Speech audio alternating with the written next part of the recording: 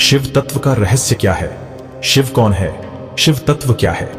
क्या शिव केवल सृष्टि के संहार तक ही सीमित है? इस सृष्टि में शिव का क्या महत्व है?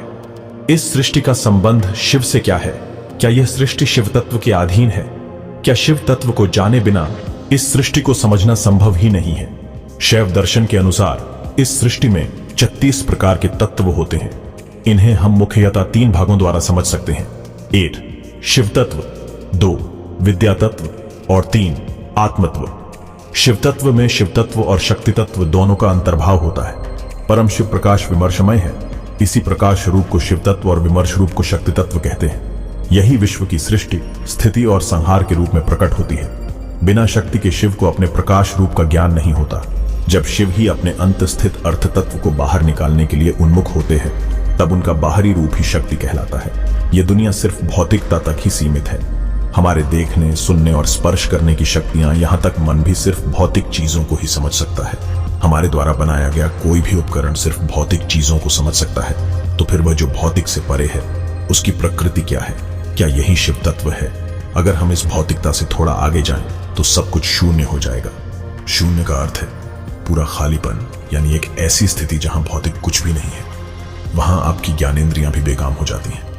अगर आप इस शून्य से परे जाएं, तो आपको जो मिलेगा उसी से हम शिव रूप को जान सकते हैं। किंतु यह भी एक सीमित तरीका ही है। शिव का अर्थ है जो नहीं है। जो नहीं है वो शून्य है। अगर उस तक आप पहुंच पाएंगे तो आप देखेंगे कि इसकी प्रकृति भौतिक नहीं है। इसका अर्थ है इसका अस्तित्व नहीं है। पर ऐसा कैसे हो सकता है? यह आपके तार्किक दिमाग के दायरे में नहीं आएगा।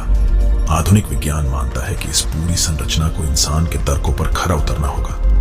लेकिन जीवन को देखने का यह एक बेहद सीमित तरीका है, क्योंकि यह संपूर्ण सृष्टि मानव बुद्धि के तर्कों पर कभी भी खरी नहीं उतर सकती। हमारा दिमाग इस सृष्टि में तो फिट हो सकता है, परंतु यह सृष्टि हमारे दिमाग में कभी भी फिट नहीं हो। इसलिए वेदों में बताया गया है कि शिव आरंभ, अंत और मध्य, इन तीनों का ही प्रारंभिक केंद्र बिंदु है।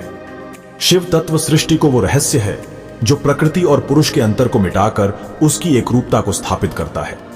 शिव ही ब्रह्मा के रूप में सृष्टि का निर्माण, विष्णु के रूप में उसमें जीवन का संचार और शंकर के रूप में इस सृष्टि का अंत करते हैं।